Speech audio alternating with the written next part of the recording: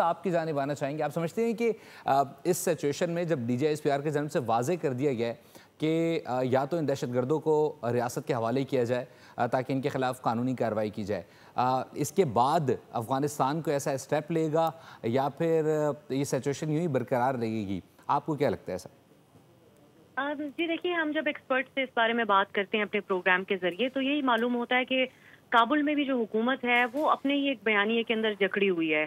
ان کی اپنی فیصلہ سازی بھی ان کے لیے بہت مشکل ہے، لیکن اگر امریکہ کے انخلاء کے بعد پاکستان کے ساتھ ایک کلوز کوپریشن ان کی رہتی، ہماری پالیسیز کے اندر بھی بہت زیادہ فرق آیا ہے کچھ سالوں کے اندر.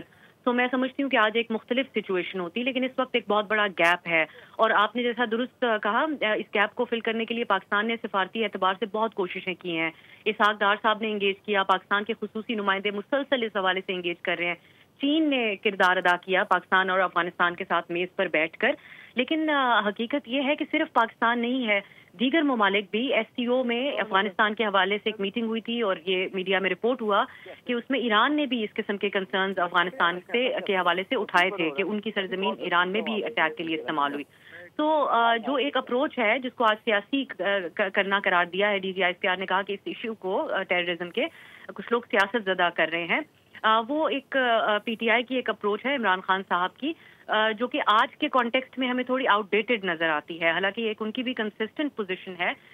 اسی کی بیسس پہ انہوں نے کہا کہ انہوں نے سی ایم گنڈاپور صاحب کو گھر بھیجنے کا فیصلہ کیا ہے، لیکن اس وقت ایک سیکیورٹی آپریشن کی ضرورت ہے جس کے لیے بیکنگ ہو وہاں پر موجود لوکلز کی. اور میرے خیال سے جو ایک پولیٹیکل نیریٹو ہے وہ اس کے راستے میں ایک طرح سے ضرور رکاوٹ بنتا ہے کہ کانفیڈنس بلڈنگ نہیں ہو پاتی ہے دونوں کے درمیان.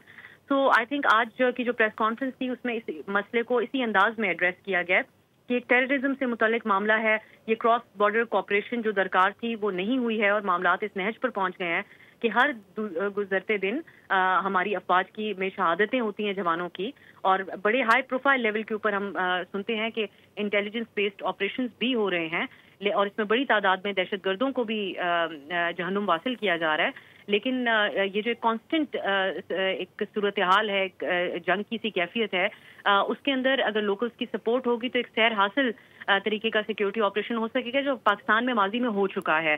تو I think it was a direct message کہ اس معاملے کو سیاست زدہ نہ کیا جائے. لیکن اب ہمیں دیکھنا ہوگا خاص طور پہ افغانستان کے حوالے سے جو اسٹیٹ کی پالیسی ہے، یہ بات کہی گئی ہے کہ خیبر پختونخوا کی حکومت سے اگر نئے سی ایم آتے ہیں تو وہ اس معاملے پر ایک مختلف پوزیشن لیں، اور جو ایک پرانا مطالبہ ہے عمران خان کا کہ افغانستان کے ساتھ بات چیت کی جائے اور اسی مطالبے کو وہ دہرائیں. تو یہ تو ہمیں ہوتا ہوا اب نظر نہیں آ رہا. آج کی اس پریس کانفرنس میں جو ایک واضح پیغام دیا گیا ہے افغانستان کے لیے، اور ہمیں جو قربتیں نظر آ رہی تھیں افغانستان کی بھارت کے ساتھ بنتی ہوئی، اس کے حوالے سے بھی اس میں میسیجنگ ہے.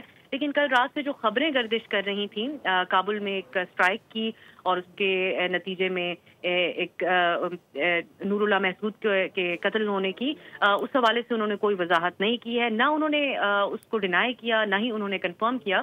لیکن یہ اہم تھا کہ انہوں نے کہا کہ پاکستان کے لوگوں کی حفاظت کے لیے ہم کسی بھی حد تک جانا پڑا تو جائیں گے.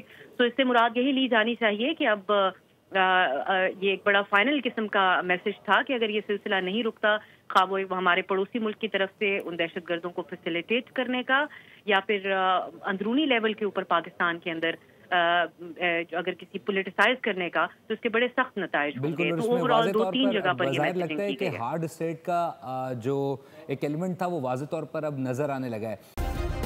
سبسکرائب کریں اور بیل دبائیں تاکہ کوئی خبر رہ نہ جائے.